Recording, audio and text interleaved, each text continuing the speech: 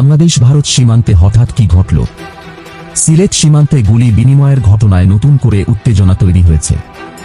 বাংলাদেশের সীমান্তরক্ষী বাহিনী বিজিবি বলছে, ভারতের বিএসএফ আগে গুলি চালায়, এরপর বাংলাদেশও দ্রুত প্রতিক্রিয়া জানায়। কিন্তু প্রশ্ন হচ্ছে, আসলে সীমান্তে কি ঘটেছিল? পরিস্থিতি এখন কতটা গুরুতর? আর বাংলাদেশের জন্য এর মানে কি? পুরো ঘটনা বিশ্লেষণ এবং সর্বশেষ তথ্য নিয়ে আজকের এই বিশেষ রিপোর্টে থাকছে বিস্তারিত। ভিডিওটি শেষ পর্যন্ত দেখুন। আসসালামু আলাইকুম। আজকের গুরুত্বপূর্ণ খবরে আপনাদের স্বাগতম। বাংলাদেশ ভারত সীমান্তে নতুন করে উত্তেজনার খবর সামনে এসেছে।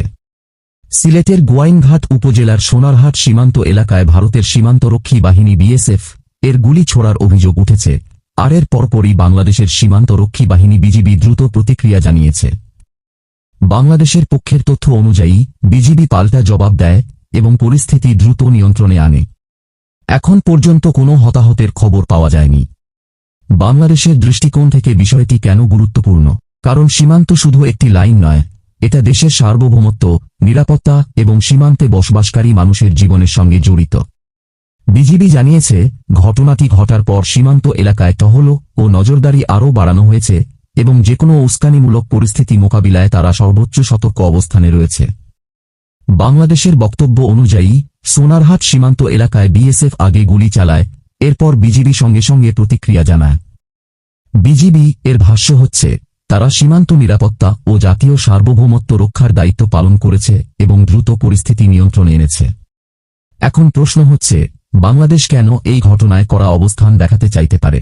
বিশ্লেষকরা বলেন, সীমান্তে কোনো উস্কানি বা গুলি চালানোর ঘটনায় দ্রুত প্রতিক্রিয়া না দিলে ভবিষ্যতে আরও ঝুঁকি তৈরি হতে পারে।